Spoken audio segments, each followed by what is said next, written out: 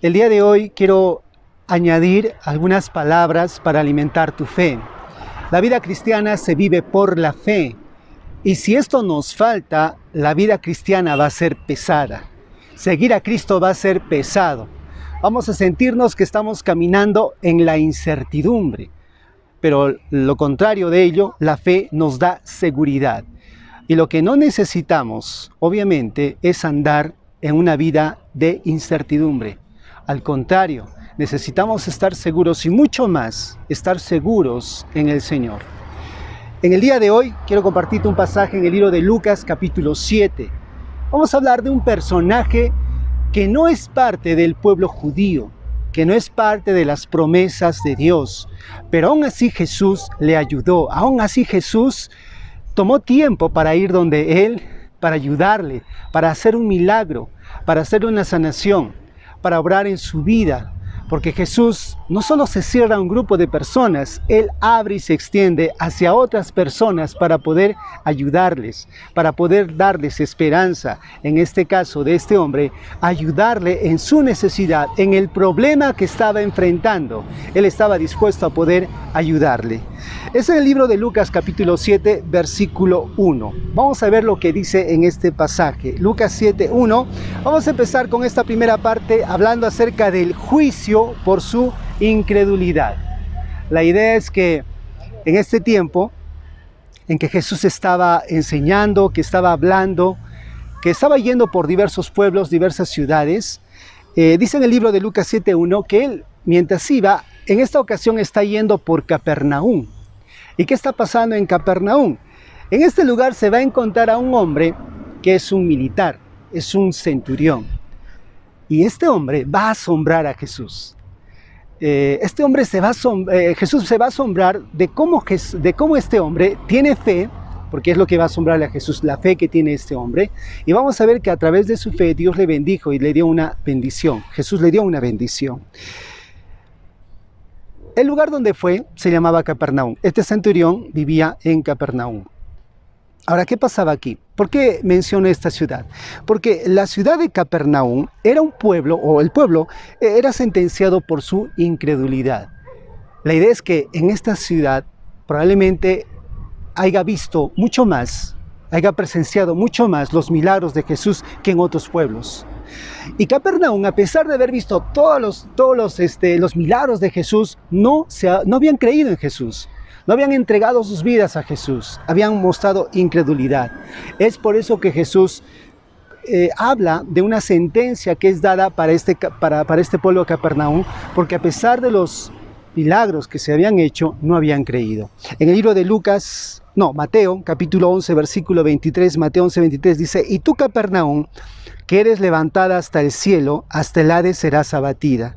Porque si en Sodoma se hubieran hecho los milagros que han sido hechos en ti, habría permanecido hasta el día de hoy». Hace una comparación Capernaum y Sodoma y Gomorra, un pueblo, Sodoma, pecador, digno de castigo, dice la Biblia que lo castigó con fuego del cielo. Y toma una comparación a Sodoma y a Capernaum. Y lo que les está diciendo es que si en Sodoma se hubieran hecho milagros como se hizo en Capernaum, dice que Sodoma aún habría permanecido, hubieran creído por los milagros, pero Capernaum, a pesar de los milagros que se habían hecho, no había creído. Mateo 11, 24 continúa y dice: «Por tanto os digo que el día del juicio será más tolerable el castigo que para la tierra de Sodoma que para ti». El pueblo de Sodoma era un pueblo pecador y Dios los castigó. El pueblo de Capernaum no era tan pecador como Sodoma, pero su pecado era más grave que Sodoma. ¿Sabes por qué? Porque su pecado era incredulidad. No haber creído a Jesús. El mismo Dios del cielo estaba entre ellos y no lo recibieron, no lo aceptaron. Y no solo esto, sino que hizo milagros en medio de ellos y no creyeron. ¿Qué piensas? Que Jesús viene a ti, hace milagros, te ayuda, obra en tu vida, y a pesar de eso no crees. Tal vez tú dirías: «No, al contrario, yo sí voy a creer». ¿Cómo no lo creería? ¿Cómo es que no voy a creer después de los poderes y la muestra de amor y milagros que hace Jesús? Eso es lo que pensaríamos de Capernaum.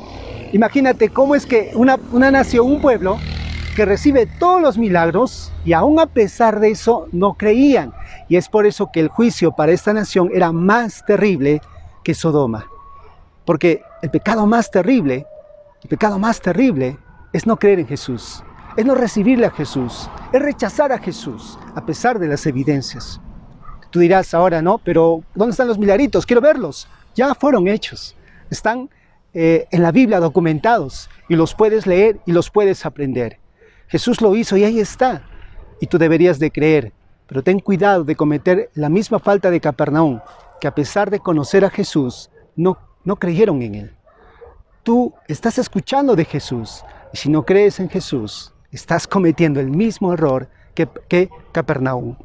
Luego continúa la historia, que dice la Biblia, que cuando va por Capernaum, un pueblo incrédulo, a pesar de todos los milagros que ha hecho, pero a pesar de la incredulidad, había un hombre que va a destacarse por su fe en Jesús. Este hombre era un centurión. La incapacidad en los problemas. Este hombre, centurión, a pesar de los privilegios que tenía, se sintió incapaz ante un problema que estaba enfrentando. En Lucas 7:2 nos habla que tenía un problema. Su siervo, a quien él amaba, dice que estaba tan enfermo a punto de morir. Él tenía un cariño especial por su siervo. Quería ayudarle, pero no podía hacerlo. Tenía su capacidad de ser un militar, su posición de ser un centurión, su vida acomodada, su dinero, su autoridad, no le podían ayudar en esta ocasión. Porque por más que la gente tenga muchas cosas, en alguna manera no va a poder frente a otras, como en este caso era la enfermedad. Pero tal vez tú te estás enfrentando a un problema cuya capacidad, tu posición o tu dinero no te puede ayudar, ni te va a poder ayudar. Y muchos de nosotros vamos a encontrarnos en esa posición, y el centurión estaba en esa posición. Yo te pregunto, ¿qué vas a hacer? Lo que hizo el centurión, buscó a Jesús. Acá vemos que el centurión, ¿quién era un centurión? Generalmente el centurión eran personas que estaban bajo el cargo de 100 hombres, y de ahí viene la palabra 100. Aunque estaban bajo el cargo de casi 100, como 80, o a veces un poco más, un poco menos, pero la idea era como 100 hombres. Y los centuriones eran personas que eran capitanes de ejércitos, eran personas que estaban al mando de fuerzas especiales, y no solo eso, eran hombres fuertes, eran hombres valientes, eran hombres que estaban comprometidos con su deber, y eso sí, eran bien obedientes, sabían obedecer y sabían mandar, eran soldados, estaban listos para el combate de hombre a hombre, eran hombres fuertes, eran soldados, y eran colocados, cuando no estaban en guerra, eran colocados en pueblos y ciudades alrededor de las regiones de Israel, y cuando estaban en esos lugares tenían una posición privilegiada y tenían dos funciones. La primera era traer paz en ese lugar, y la segunda es ayudar con el cobro de los impuestos. De esas cosas se encargaban ellos. Y por ese trabajo y la forma como eran ellos, obviamente disfrutaban de una buena posición económica. Y era una persona acomodada delante de la sociedad. Pero a pesar de ello, tenía un problema que tenía que enfrentar, rogando por ayuda.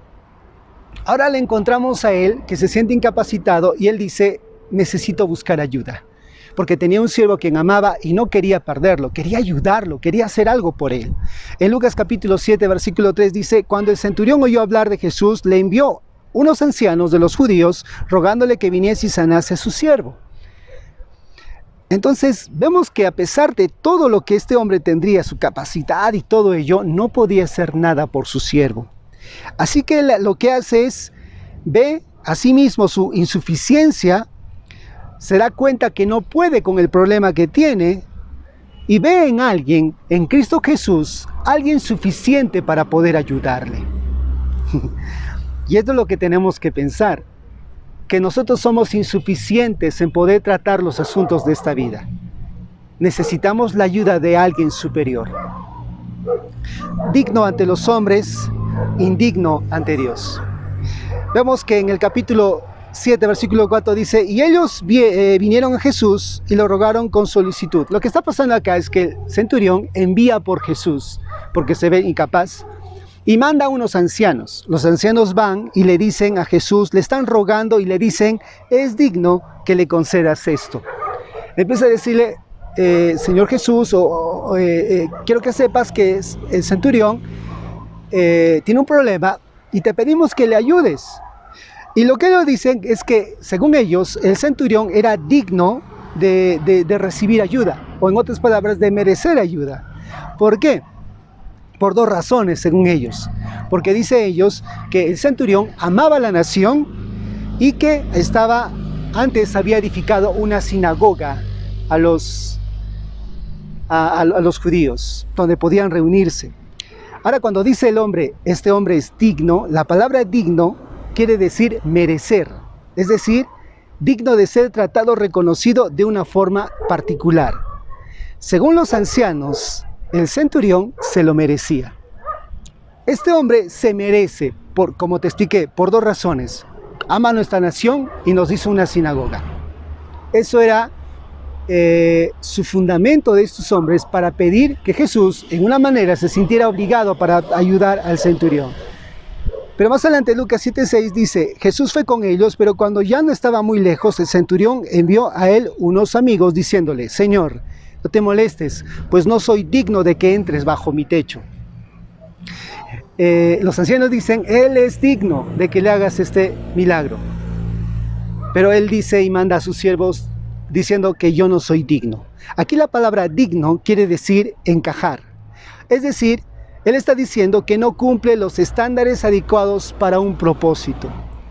Aunque los ancianos decían que este hombre era merecedor, por las cosas que el centurión había hecho, pero el centurión dice, yo no soy digno, es decir, mi casa no cumple los requisitos adecuados para que vengas y para que tu presencia entre a mi casa. Lo que pasaba es que la tradición judía sostenía que ningún judío podía entrar en la casa de un gentil, porque si entraba se hacía impuro. Y todo judío evitaba entrar a la casa de los gentiles. ¿Quién eran los gentiles? Pues toda persona que no era judía. Y por eso es que evitaban entrar. Pero parece que a Jesús no le importó. Jesús estaba dispuesto a ir.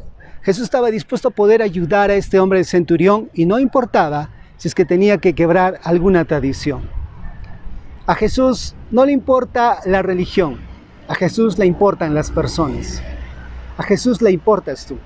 Y Él quiere ayudarte. Pero no solo eso, Él dice, no soy digno de que entres a mi casa. Y Él dice también en el versículo 7, por lo que ni aún me tuve por digno de venir a ti. Él dice, ni siquiera soy digno de ir ante tu presencia.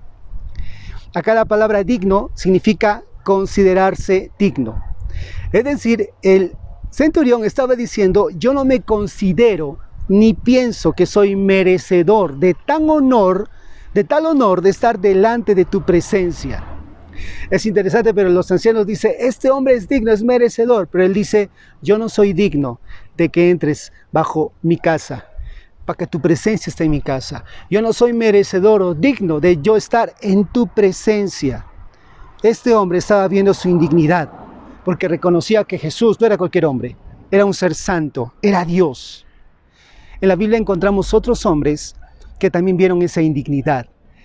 Por ejemplo, en el libro de Isaías 6:5, dice que un hombre llamado Isaías, cuando se sintió que estuvo en la presencia de Dios, dice que él en ese momento pensaba que iba a morir. Se sintió indigno de estar en la presencia de Dios. Dice Isaías 6:5, entonces dije, todo se ha acabado para mí, estoy condenado porque soy un pecador, tengo labios impuros y vivo en medio de pueblo de labios impuros. Sin embargo, he visto al Rey, el Señor de los ejércitos celestiales. Él decía, voy a morir porque estoy delante del Dios del cielo. En el Nuevo Testamento vemos otro hombre que se sintió indigno. Fue Pedro. Lucas 5:8 dice, cuando Simón Pedro se dio cuenta de lo que había sucedido, cayó de rodillas delante de Jesús y le dijo, Señor, por favor, aléjate de mí. Soy demasiado pecador para estar cerca de ti. Soy demasiado pecador para estar cerca de ti. Así se sintió el centurión.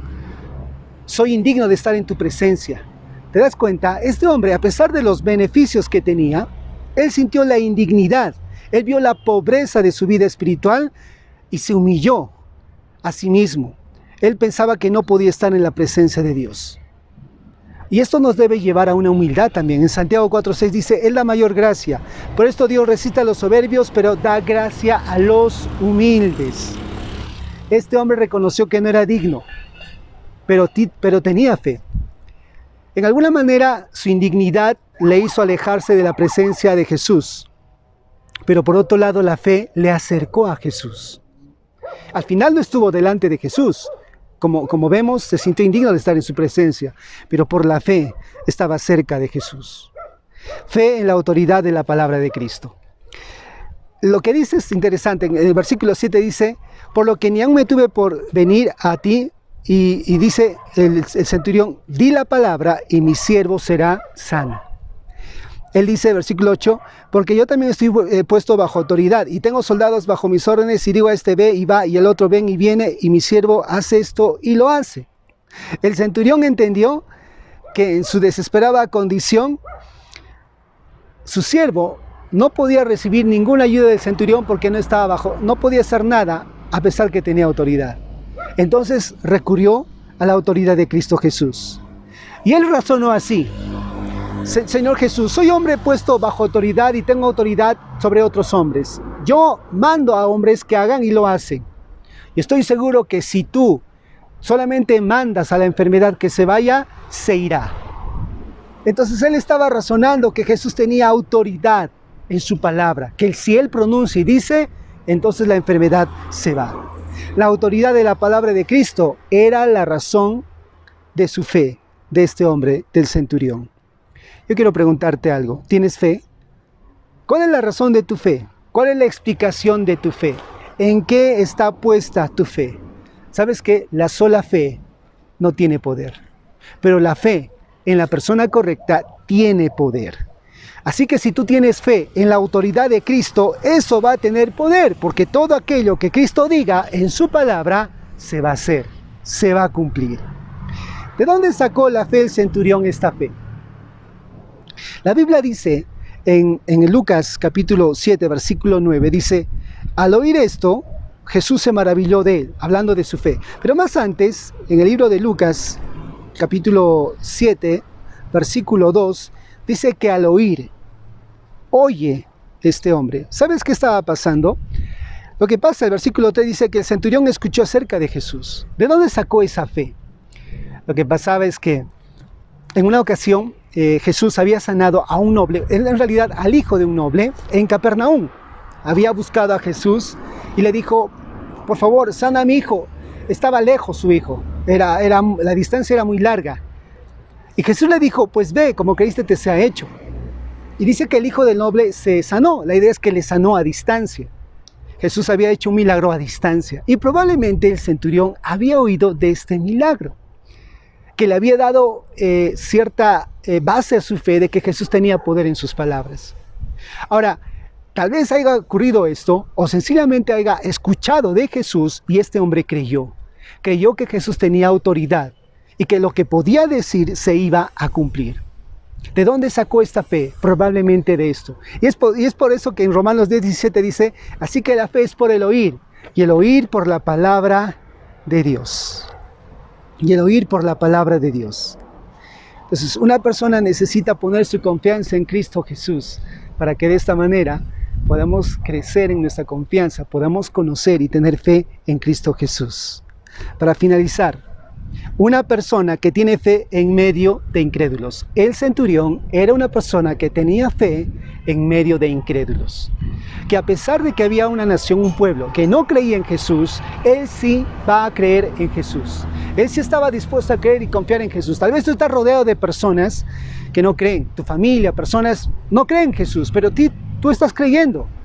Jesús alabó la fe de este hombre y le hizo un milagro, no porque sea especial o porque era religioso o porque alabó sus obras, era buen hombre, y era buen hombre todo, pero no hizo milagros sobre él por esto, sino porque este hombre tenía fe en Jesús, y es por eso que hizo el milagro en él.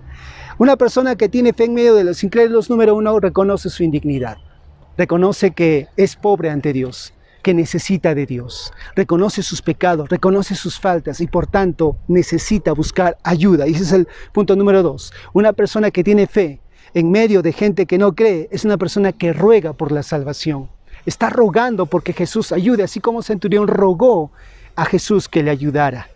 Y número 3, una persona que tiene fe pone su fe en la autoridad de la palabra de Dios.